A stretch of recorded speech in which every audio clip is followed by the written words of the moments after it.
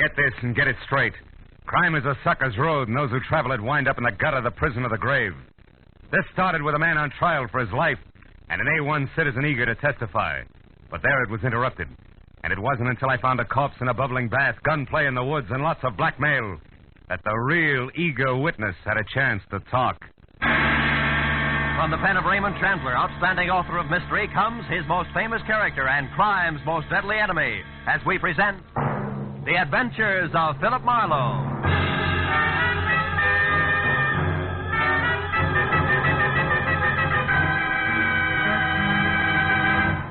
Now, with Gerald Moore, starred as Phillip Marlowe, we bring you tonight's exciting story, The Eager Witness.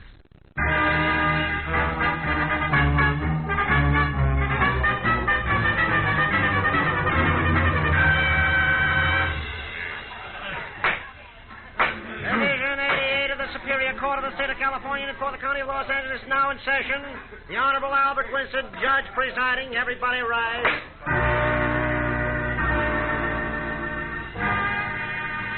It was the case of the people versus the oft-arrested, never convicted, smooth Earl Jernigan, sometimes bookie, charged in the first degree with a month-old killing of a kindly, gray-haired horse trainer named Kurt Harper, who had once almost been my client. It was the afternoon of the fourth day of the trial, and the prosecutor for the state had already built an almost airtight case against the alleged gambler when my turn finally came. To further substantiate the state's claim that Earl Jernigan did willfully and with malice aforethought take the life of the deceased Kurt Harper. Will Mr. Phillip Marlowe take the stand?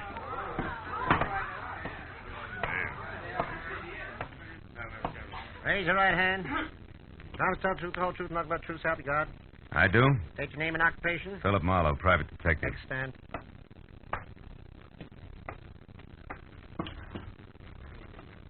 Mr. Marlowe, on the morning of the 30th day of July last, the day on which the late Kurt Harper was murdered, were you hired as a private detective by the said Mr. Harper? I was? And at that time, Mr. Marlowe, did Mr. Harper state his reason for hiring you? He did. He wanted me to act as his personal bodyguard on the following day when he planned to drive to San Francisco. Did he say why he needed a personal bodyguard? He did. He told me he was afraid for his life, that he refused the gambler's demand that he drug a certain racehorse a week earlier, that gambler had threatened to kill him. I see. Now, Mr. Marlowe, did Mr. Harper name that gambler? Yes, he did. Who was it? Earl Jernigan. Thank you. No further questions, Your Honor. Counsel for the defense? Counsel for the defense waives cross-examination, Your Honor. The witness is excused. Didn't make sense. No cross-examination. Because from the opening adjective, the counsel for the defense, a dapper item named Calder, who always appeared in French cuffs, gray gabardine, and a cocky, uninviting smile, had raved, ranted, and practically spit at each witness the state had presented. So the courtroom was left with a tingling impression that Earl Jernigan's attorney had something of a surprise waiting up his legal sleeve. Later, when Calder was on his feet and addressing the jury, that something started out fast. Now that the state has taken the trouble to offer so much circumstantial evidence, so much hearsay, rumor, conjecture, now will I smash all of that with the testimony of one man. One man known to all of you as an outstanding citizen of this city. A prominent real estate broker. An unimpeachable witness eager to testify. Mr. Leonard Gaines. It worked. Landed in each and every lap like a live grenade and exploded all the way around at once. And when the eminent Mr. Gaines, gray at the temples, maybe 45, and neat and expensive midnight blue flannel with giant stick pin to match, took the stand. And in his own meeting of the board tone of voice, told the court that Earl Jernigan had spent the entire day and night of July 30th last with him at his Malibu Beach home. The prosecuting attorney's jaw dropped to his chest and he stared dumb. Day or night did Mr. Jernigan ever leave my home. And as for the hour of the murder, 8 o'clock in the evening, we were having dinner. After that, we played gin rummy until midnight. Are you sure of that, Mr. Gaines? The hour of your dinner, I mean. I am positive, Mr. Calder. No, you can't be. You're right. Quiet in the court. Order. Miss Harper, order in the court, please. No, I won't be quiet. I won't anymore. Miss Harper, quiet. Order, order. This court is adjourned until tomorrow morning at 10 o'clock.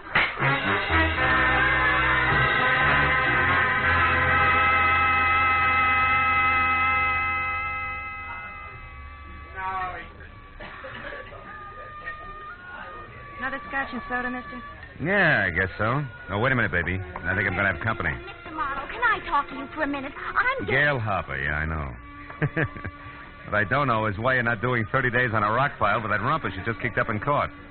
Would you like a soft drink? No, thanks. All right, just one, baby. Jack. The judge said he understood and let me off with a short lecture, which is what I had counted on. Oh. You mean all that fireworks in there was planned, not just spontaneous combustion? That's right. I had to have time. Look, Mr. Marlowe, will you work for me? Oh, well, now look, will baby. you help me prove that Mr. Leonard Gaines is alive and that Earl Jernigan did kill my father? Now, take it easy, Gail. It's a big mouthful, you know. Mr. Marlowe, listen, please. There isn't much time. We got to prove this tonight or never. By noon tomorrow with the outside, the case will go to the jury. Okay, what do you want me to do? Take over where I left off. But first, let's get out of here. All right. And never mind that drink, miss. Where do we start, honey? With Leonard Gaines' ex-wife, Debbie Jansen. Here's a snapshot of her. They were divorced about 6 months ago, Mr. Marlowe, and she wasn't very happy about it. No, huh? Made you figure she was your in? Yes, and I was right. Mr. Marlowe, it took eavesdropping, bribery, second-story work, but I found out plenty. I'll bet you did. Like what? Oh, hold it, Gail. Light's red. Like the fact that Debbie and a guy called Eugene Mowry are putting a bite on Gaines for $20,000. Blackmail, Mr. Marlowe, with the payoff scheduled to be made sometime tonight. Right now, she's staying at the Sunland Sulphur Springs Lodge out in the valley. Gaines used to go there once in a while for his arthritis. And the why of the whole business is a letter Gaines once wrote to his ex-wife. No fooling. Uh-huh. Well, tell me, what's that to do with Jernigan's trial and Gaines being Oh, it's green now. I think there's a connection because yesterday I overheard Debbie tell this Mowry something about Gaines' scheduled appearance at the trial today and... Oh, Mr. Marlowe! Hey! Those jerk California drivers. The man behind the wheel. What about him? That thin face, blonde hair. I've seen him before. I know he was trying to hit one of us. Oh, fine. Well, that'll keep things from getting dull, won't it? Then you're going to help me. Well, now, look, who could resist you, baby? Okay, tonight I check in at the lodge at Sunland Sulphur Springs. Come on, let's get out of here.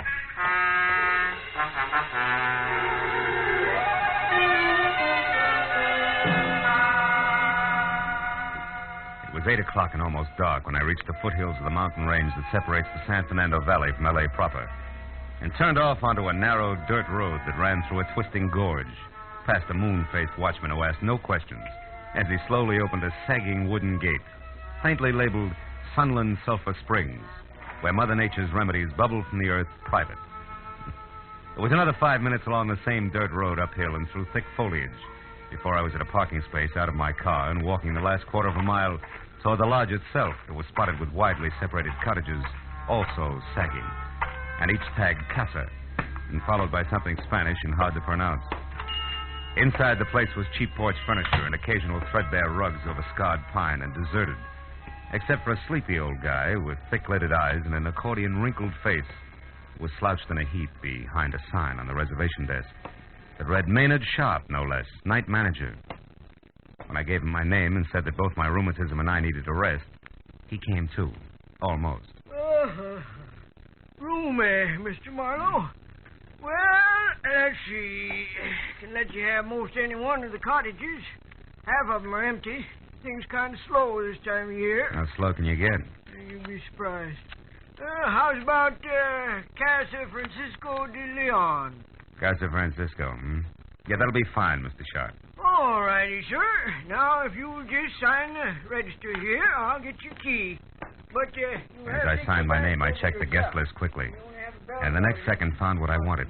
Deborah Jansen. And next to that, and in a different hand, her cottage for the night. Casa Rolando de Barandido. That's close enough. Well, anyway, it was all I needed. I took the key from Mr. Sharp, a misnomer if ever you heard one, learned the location of my quarters, paid him in advance, and left. Thanks, son. Outside, I turned to my right, past a large open bath that smelled like rotten eggs and talked to itself like a junior Vesuvius, as more warm sulfur waters, equally unpleasant to smell, bubbled from a pipe in the center. Beyond that was the first cottage, another casa I couldn't pronounce, and it stayed like that all the way down the line, until I reached the second one that showed light. It was the casa known as Rolando de Barandido, and when I moved closer and around to a window that was screen only, I knew that my client had done her eavesdropping well, because in the center of the room and putting on her coat was the ex-wife named Debbie, and standing nearby and holding on tight to the cigarette in his hand like it was support was what had to be the boyfriend, Eugene Mowry. You're sure that Gaines will go through with this all right? For the 100th time, Eugene, yes, I'm positive.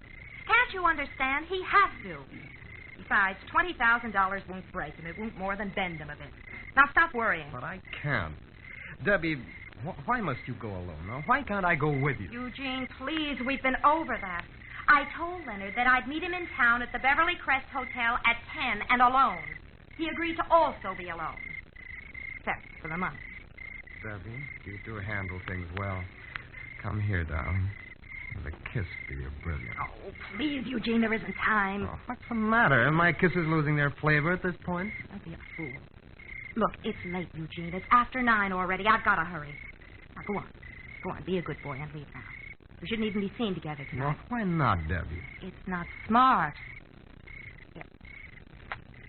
Meet me at the tulip room, darling, at 11 as we planned. And Eugene, we'll have time and reason to relax. $20,000 worth of reason.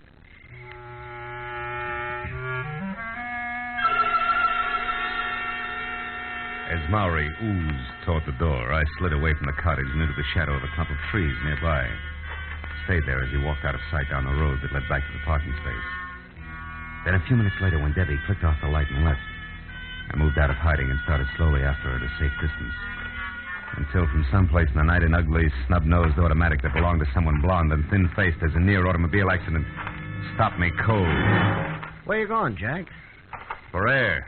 I love to walk in the country at night, okay? I wouldn't know, Jack. I'm a city boy myself. But as long as that's what you want, it's Jake with me. As long as it's where it's good and dark. Now, go on. That way. Move. All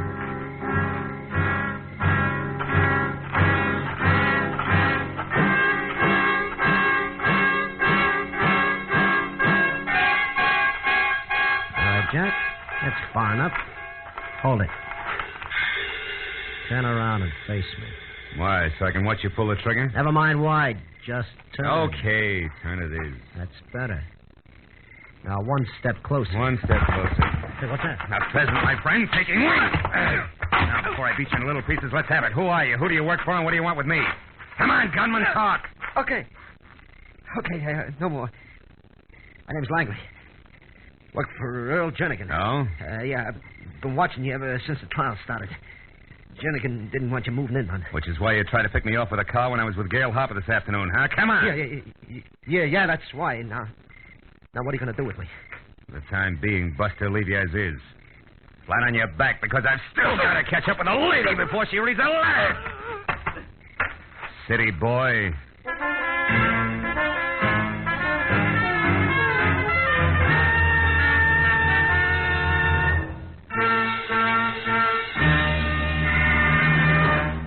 In just a moment, the second act of Phillip Marlowe. But first, because of the sharp rise in America's birth rate during the war, we face a very serious educational crisis. Many communities will find that their schools lack sufficient teachers, classrooms, and facilities. Citizens must get together and work for better schools, more teachers. If we want all of our children to have a chance for a good education, we must take action now. Now, with our star, Gerald Moore, we return to the second act of Phillip Marlowe and tonight's story, The Eager Witness.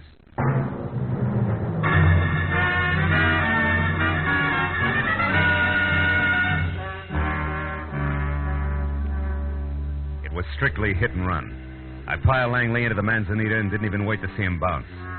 Instead, I took off through a gully that was a shortcut to my car, because I knew that Jernigan's watchdog had nothing to offer compared with the hot-headed Debbie Jansen, who at the moment, no doubt, was well on her way to the Beverly Crest Hotel, and a blackmail rendezvous that was a cinch to wind up in the final destruction of the letter. That was my theory. But I dropped it like a hot rock just as I crossed the path to the sulfur pool. Mr. Marlowe! Somebody screamed! In there by the spring! Oh, gosh! Oh, my gosh! Sure, had to happen to me. It was nothing but sulfur fumes and the thick gurgle of the springs until Sharp played his flashlight over the pool. Then we saw her. Oh, my gosh. In the water that was turning red from blood oozing around the knife in her back. Look! It's Miss Jansen. Come on, Pop, give me a hand. Let's get her out of there. Come on. Take it easy now. Take it easy. That's it. Debbie. never should have tried it. Tried what? Who was it, Debbie? Who did this? He got the letter. Who? Who got the letter, Debbie? Debbie. Marlowe, did she pass out? For good, Maynard. She's dead. Oh, she seemed to be mumbling something about a letter. Did you get what it was? Yeah, only part of it. The killer apparently took the letter away from her. Believe me, that's bad. Letter? What's a letter? Wait a minute. Huh? It's probably that pheasant again. Letter? Pheasant? What are you talking about? Oh, I son? guess I'm just getting jumpy. Hey, there is somebody. Come on, Pop.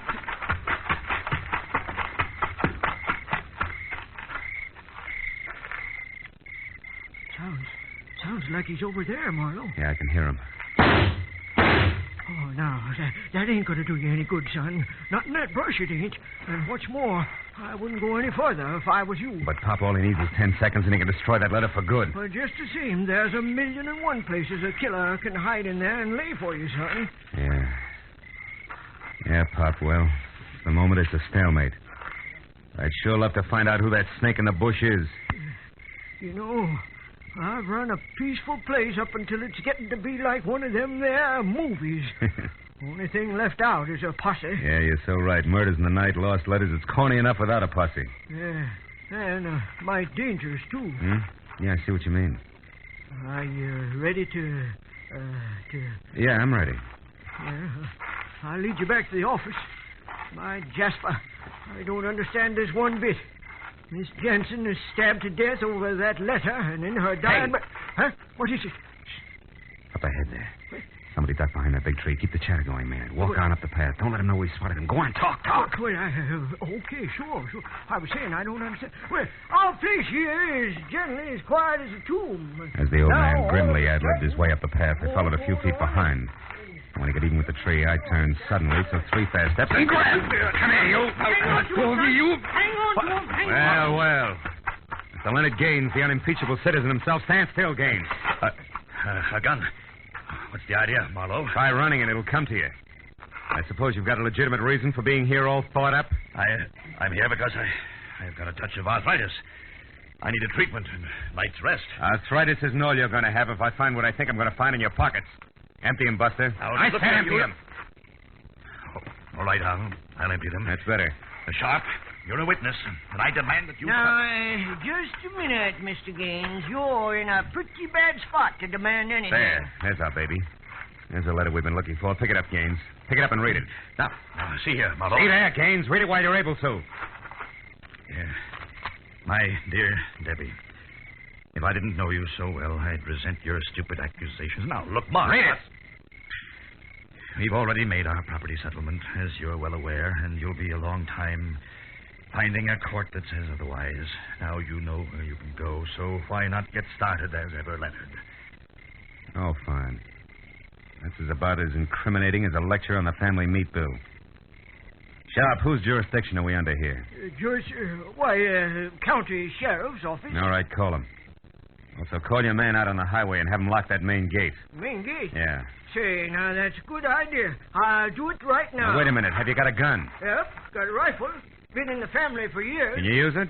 Well, yeah, I reckon I can. Where are you going? Out to round up Langley. He'll be pushing hard to give his boss's star witness here a big helping hand.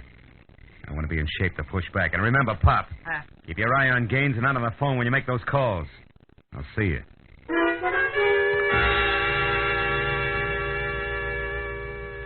The second time that night, I started down the hill and toward the car lot, keeping in the shadows and moving slowly this time. Because it was odds on that Langley had taken everything in. And I knew that he'd try to part my hair with a gun barrel and pull Leonard Gaines out of the jam he was in the very first chance he had. So I stayed off the path long enough to have both socks full of burrs when it happened. But not what I expected. It was the Sharp family blunderbuss that had exploded with a blast like a small howitzer. So also for the second time, I turned and ran back up the hill, this time to the office. I got there just as Maynard, climbing hand over hand up a smoking rifle barrel, made it to his feet. Maynard, what happened? Where's Gaines? Well, I don't know. Got away, I guess. Well, the shot. What about that? It went up there, through the roof. Oh, fine. Well, gosh, I didn't suspect a thing. He just said he wanted to smoke. But he didn't happen to have a match, I know. So you hung your rifle over your arm, stuck both hands in your pockets to find one for him, and that's when he took you. Yeah, that's exactly what happened. Well, how'd you know? Never mind, Pop. Well, I made a grab for him, though. Ripped his coat about halfway off. Oh, that's great. That's great. Well, I'm sure sorry he got away, Mark. All right, don't worry about it, will you? Can't get far with the gate locked. Well, I got bad news there, too. Oh, the gate's locked, all right. But there's a back road. Is the back what? Back road. Right, yeah, well, go ahead. It ain't much. It's rough and rocky, but it's passable. And anybody's been up here as often as Mr. Gaines has sure know about it. Oh, great. Look, Pop, can't you understand that there was a murder committed here tonight and we had the murderer? But No buts! Fell for the oldest gag in the world. But I was a sucker to turn him over to you. And will you stop waving that envelope? I just think you ought to see that. All right, what is it? Oh. Where'd you get all that loot? Gaines dropped it when I ripped his coat. 20 grand, it says here on the wrapper. Something else written here, too. Casa Rolando de Barandito. It's him. Casa... Pop, that's it. That's the answer. Come on, we got to get down that back road in a hurry.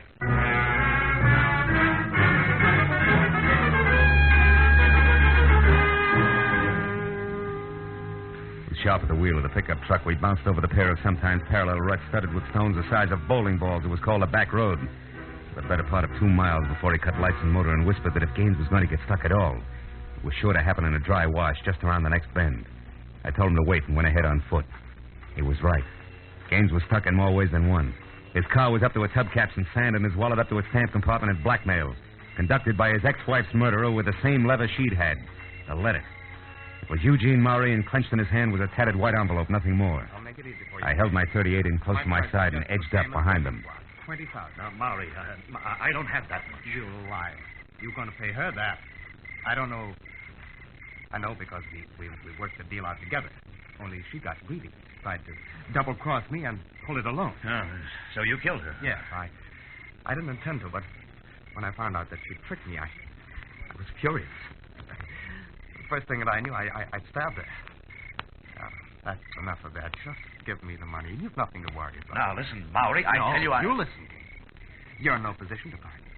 It's better than having your $200,000 gambling debt exposed and your reputation ruined, isn't it? Or facing the trigger man, Langley, if you refuse to alibi for Jernigan, isn't it? Or bucking a perjury charge if you do alibi? Oh, no, you got yourself in a corner again. So pay off. It's only 20 grand. But I tell you, Maury, I don't have it. You're lying again. No, he isn't. Don't move, either one of you. Leave your hands where they are. I got the 20 grand right here, and it's pretty well earmarked as blackmail payment already. Just to round things out, Maury, I'll take that envelope you've got there. This? Well, what do you want this for? Funny man. Because it's no doubt postmarked with an hour, a date, and a location, which together with Brother Gaines' own handwriting places him out of town on July 30th. The time he swears he was at his Malibu home all day with Jernigan. Right, Gaines? Smart boy, aren't you, Marlowe? You've still got a chance, Gaines. You better gamble with me. You've got nothing to lose now. I'm with you. Stand still, Buster, or help me out. Now, Gaines, go. Go! Oh, my leg! Were you thinking of going someplace, Mr. Gaines? No, I'm not going anyplace, Mr. Marlowe.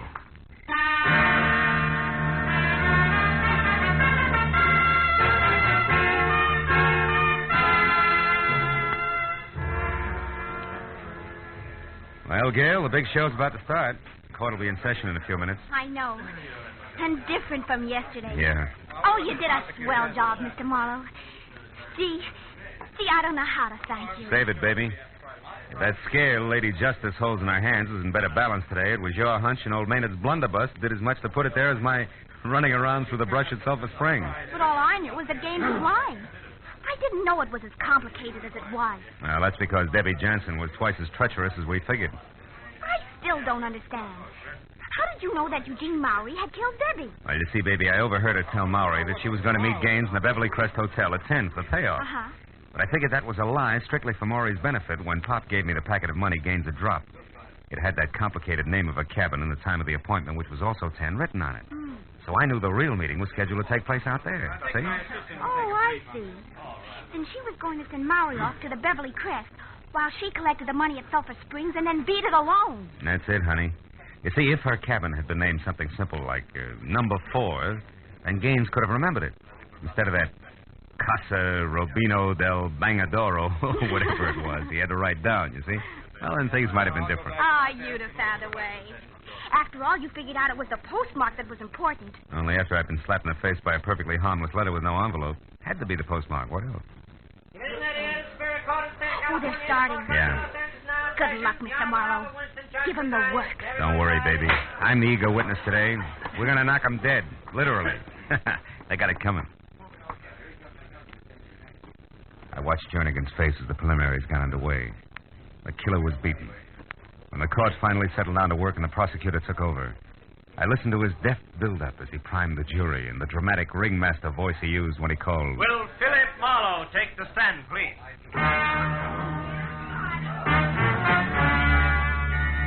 Now, Mr. Marlowe, you told us yesterday that you are a private investigator.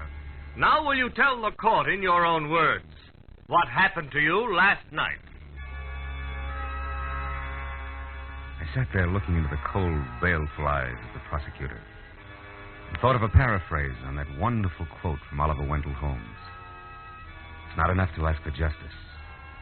One must also hope for mercy. Mr. Marlowe. Oh, yes. I'm sorry. Well, it began here in this room yesterday afternoon at about 3:30 when the counsel for defense called a witness, Mr. Leonard Gaines, to the stand.